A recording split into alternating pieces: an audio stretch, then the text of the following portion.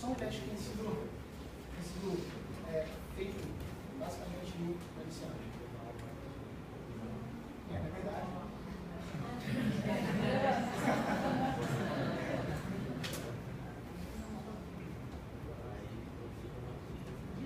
É verdade, qual o grande sobe. Deu para ver a diferença, né? Chama teste de Ellis. Os próximos testes que nós vamos fazer, basicamente, são testes. Os testes clássicos de LCP. Os testes clássicos de LCP, primeira coisa que você já viu na palmação.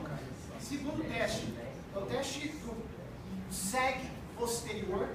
Você deixa os dois calcanhares apoiados. Os dois calcanhares apoiados, você olha na parte lateral, você observa dos dois lados, o lado acometido, ele vai cair, a gravidade vai jogar a tíbia para trás, então você vai ver só a tíbia contralateral na frente, você já vai ver uma queda da tíbia, tá? Chama teste de seg posterior, então você tem que ficar na sagital onde o Paulinho está, você tem que ter um alinhamento das duas tíbias dele. Tá? Se você tivesse uma lesão do LCP, você só veria muito mais essa tíbia contralateral, porque essa teria caído. Chama teste de seg posterior. Então você fez o teste, viu que não tem degrau, já faz o seg posterior. Terminou o seg posterior, você faz o teste de Godfrey. Que é a mesma coisa, só que o paciente fica a 90 graus de flexão coxo femoral, chama Godfrey. F-R-E-Y. Você deixa a 90 graus os dois joelhos e você abaixa e observa a linha da tíbia. E a mesma coisa, você vai ter queda. Tá bom? Chama teste de Godfrey. Próximo teste que você vai observar, você vai fazer o teste de gaveta posterior. No teste de gaveta posterior, você senta, você já viu essas duas questões, você viu a história do trauma. A história do trauma é muito sugestiva.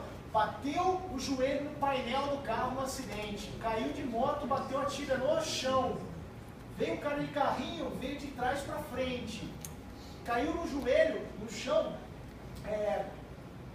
com o joelho numa luta. Então o trauma geralmente sugere você para ir nos testes específicos, né? Não que você não gosta de fazer os outros testes. E aí você deixa posicionado, segura, você faz o gaveta posterior. Você já pode ver canto posterolateral, você rodando em rotação externa e vê se tem gaveta no compartimento lateral do joelho. Você roda em rotação externa, proximal, e faz a gaveta posterior em direção à cabeça da fíbula. Você vê se tem rotação. Então, gaveta posterior, teste de Godfrey e o teste de seg posterior. O próximo teste é o teste do componente de integridade do canto posterolateral. Então você pede para o paciente se deslocar na beirada da maca e você vai fazer dois testes. O primeiro é em extensão completa do joelho, você faz abertura em varo.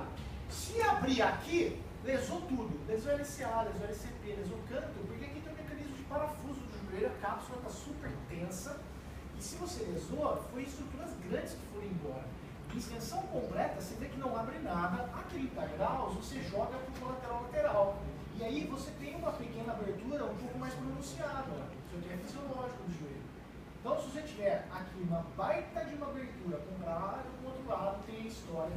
E aqui você também fez um teste em varo e abriu muito, possivelmente ter uma lesão do canto posterolateral associado. Então estresse em varo a 0 e estresse em varo a 30.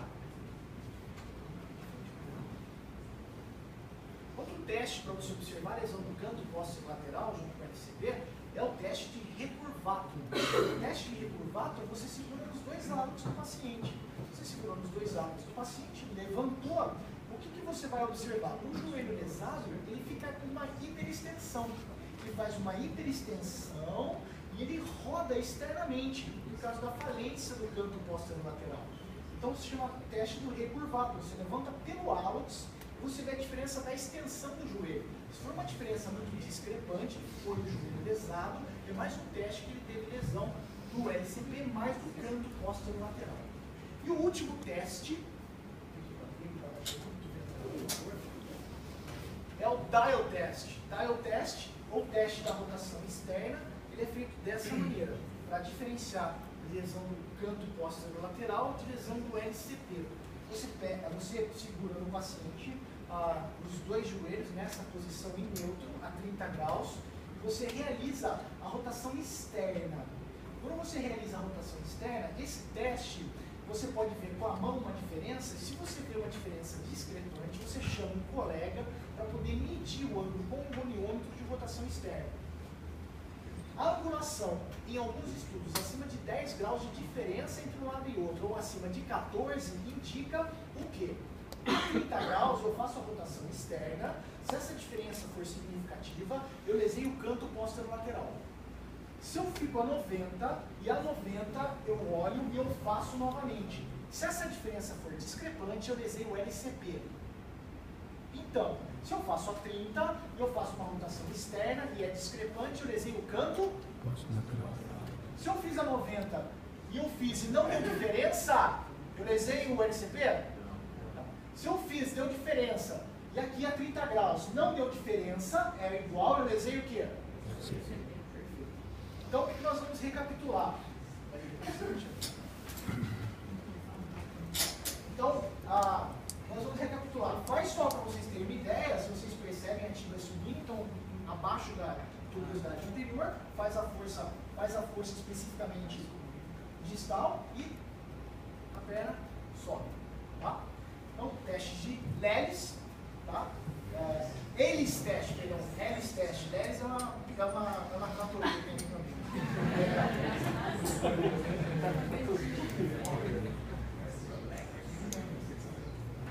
Vamos fazer esse teste, vamos fazer o teste de segue posterior. Então, segue posterior, você só observa, você tem 80 graus, faz o teste de Godfrey,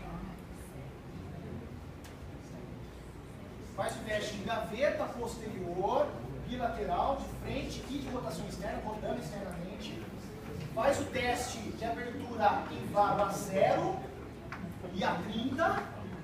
Cuidado a 30, pessoal, para não ficar rodando o membro inferior inteiro. Você estabiliza para fazer só varo. Bom? Faz o teste de recurvato e faz o teste básico de dial teste, a 30 e a 90. Vamos lá?